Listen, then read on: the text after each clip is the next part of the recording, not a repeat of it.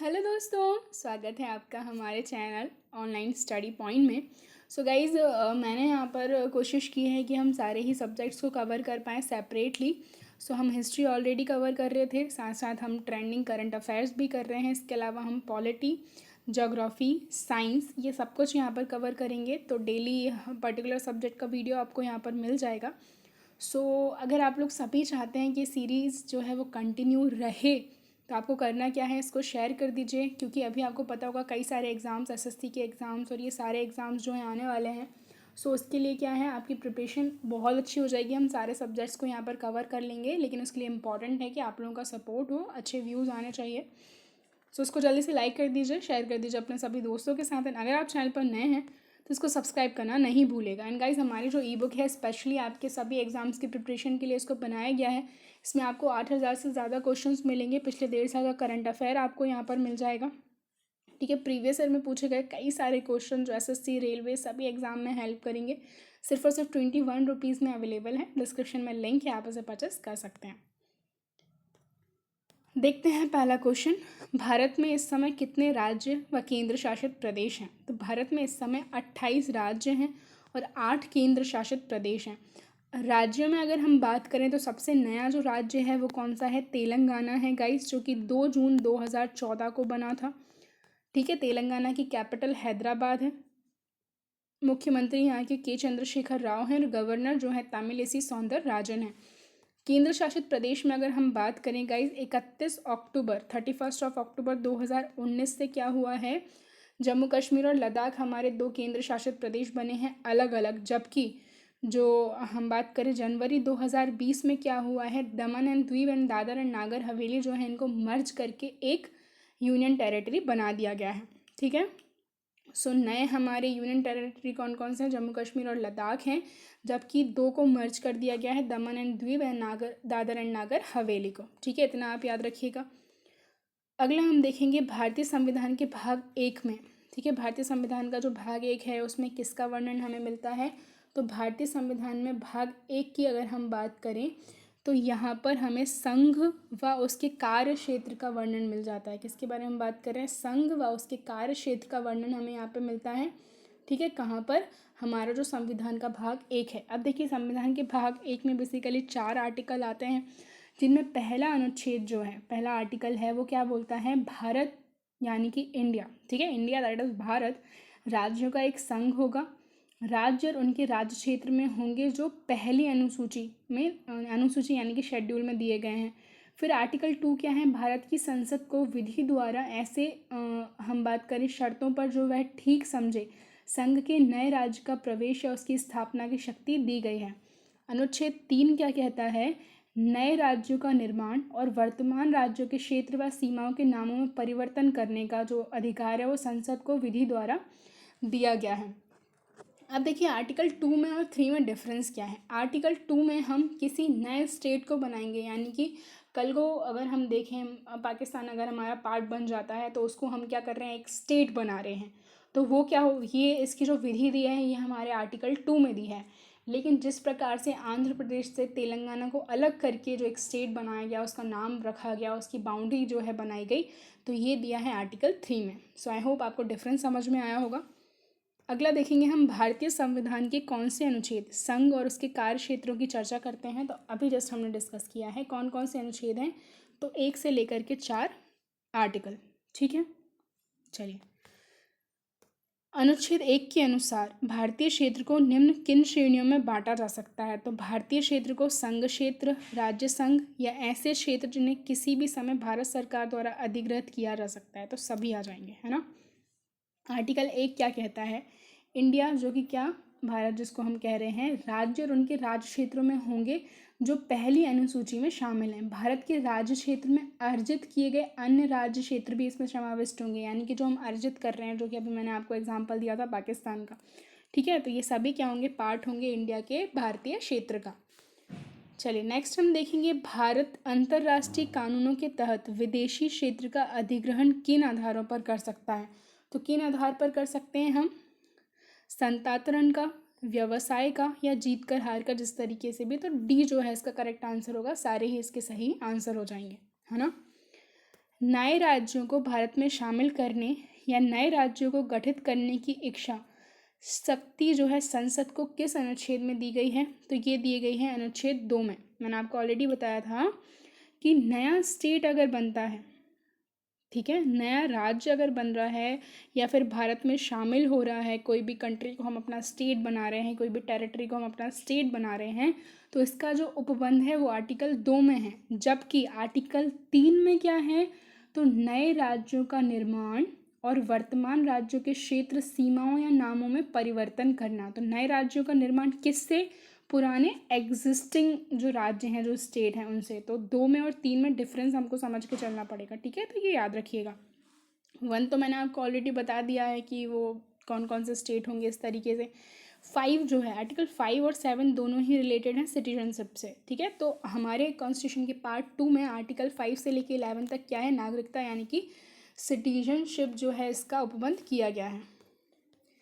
भारतीय संघ के नए राज्यों के निर्माण या वर्तमान राज्यों में परिवर्तन से संबंधित अनुच्छेद कौन सा है? तो इसका सही आंसर है अनुच्छेद 3। मैंने ऑलरेडी आपको बहुत अच्छे से डिस्क्राइब कर दिया है, आई होप आपको याद रहे। राज्यों में परिवर्तन से संबंधित कोई अध्यादेश किसकी पूर्व मंजूरी के बाद ही संसद में पेश किया जा सकता है? तो इसका सही होगा आंसर राष्ट्रपति। किसी भी राज्य में हमें कोई भी परिवर्तन करना है तो सबसे संसद से भी पहले हम बात करें पार्लियामेंट से पहले वो किसके पास जाएगा? तो वो जाएगा राष्ट्रपति के पास। राष्ट्रपति जब उसको मंजूरी दे देगा तब जाके उसको संसद में पेश किया जाएगा। अब बात करते हैं हम मूल संविधान की। सो गाइज, मैंने कोशिश की है कि हम इसको टॉपिक वाइज कवर करें। तो पहले हम बेसिकली पार्ट 1 अच्छे से देख रहे हैं यहाँ पर हमारे कॉन्स्टिट्यूशन का। मूल संविधान में राज्यों को 4 अलग अलग प्रवर्गों को समाप्त करने के लिए किसकी अध्यक्षता में राज्य पुनर्गठन आयोग का निर्माण जो है किया गया था? बहुत इंपॉर्टेंट है ये राज्य पुनर्गठन आयोग का निर्माण, ये याद रखना है हमको। ये किया गया था फजल अली, जिसको क्या बोलते हैं? फजल अली कमेटी भी बोलते हैं इसको, ठीक है। किसकी अध्यक्षता में की गई थी? फजल अली की अध्यक्षता में क्या बनाया गया था? राज्य पुनर्गठन आयोग। देखिए, हम थोड़ा सा बात करते हैं राज्य पुनर्गठन के बारे में। भाषा के आधार पर राज्यों का पुनर्गठन उचित है या नहीं, इसकी जांच के लिए संविधान सभा के अध्यक्ष राजेंद्र प्रसाद के ने क्या किया था?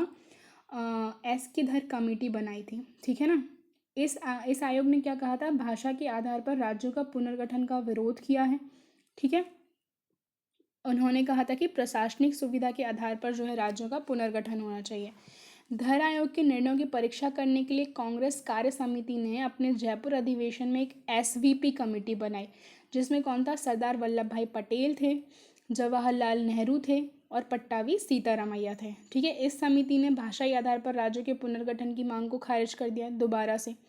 इसके बाद नेहरू, पटेल और सीतारामैया समिति की रिपोर्ट के बाद ये जीवीपी कमेटी थी, ठीक है।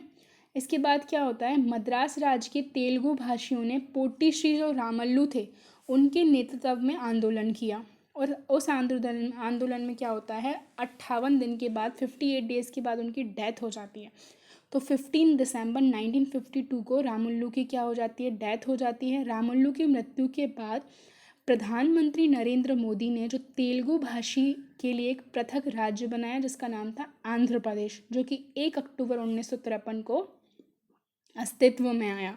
और ये राज्य स्वतंत्र भारत में भाषा के आधार पर, स्वतंत्र भारत वर्ड यूज़ कर रही हूँ मैं, भाषा के आधार पर बनने वाला पहला स्टेट था, है ना। उसकी राजधानी उस समय क्या थी? कुरनूल थी। हालांकि अभी आंध्र प्रदेश हमारा एक ऐसा स्टेट बन गया है जिसकी 3 कैपिटल है, अमरावती, विशाखापट्टनम और कुरनूल, ठीक है।